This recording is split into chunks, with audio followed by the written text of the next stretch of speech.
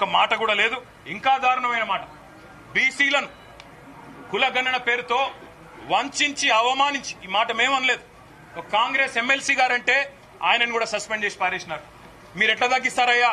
కేసీఆర్ గారి ప్రభుత్వం ఉన్నప్పుడు సమగ్ర కుటుంబ సర్వేలో ఆనాడు 56% ఉన్న బీసీలు ఈ రోజు 46 ఎట్లయితారని చెప్పి ఒక ఎమ్మెల్సీ గారు అడిగితే ఆయనను తీసుకుపోయి పార్టీలో సస్పెండ్ చేస్తారు. ఇవాళ మేమనడం కాదు కదా, రాష్ట్రంలో ఒక్క బీసీ సంక్షేమ సంఘం మీ లెక్కలు కరెక్ట్ అంటుందా? ఒక్క బీసీ బిడ్డ మీ లెక్కతో ఏకీభవిస్తున్నాడా? అదేవిధంగా మీ ఎమ్మెల్సీలు మీ ఎమ్మెల్యేలైనా కనీసం వాళ్ళైనా ఏకీభవించే పరిస్థితుందా? ఇవాళ కులగణన పేరుతో బీసీలను వంచి వాళ్ళను కూడా మోసం చేసి వాళ్ళ సంఖ్య కూడా తగ్గించి వాళ్ళను ఉద్ధరించినట్టు సోషల్ జస్టిస్ అని ఇవాళ గవర్నర్ గారు నోటెంబడ అబద్దాలు చెప్పడం అంటే నిజంగా కూడా సిగ్గుచేటు.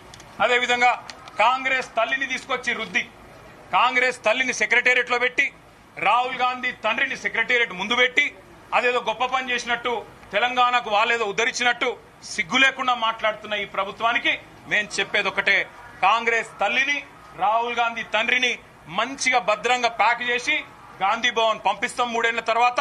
తప్పకుండా ఎక్కడ పెట్టుకోవాలో అక్కడ పెట్టుకోండి అని చెప్పి కూడా తెలియజేస్తూ, గవర్నర్ గారి ప్రసంగం ఈ రోజు పూర్తి స్థాయిలో ప్రజలను వంచడమే కాకుండా, ప్రజలను మోసం చేయడమే కాకుండా గవర్నర్ గారి ప్రతిష్టను కూడా తగ్గించిందనే మాట కూడా నేను మీకు తెలియజేస్తా ఉన్నా. Thank you.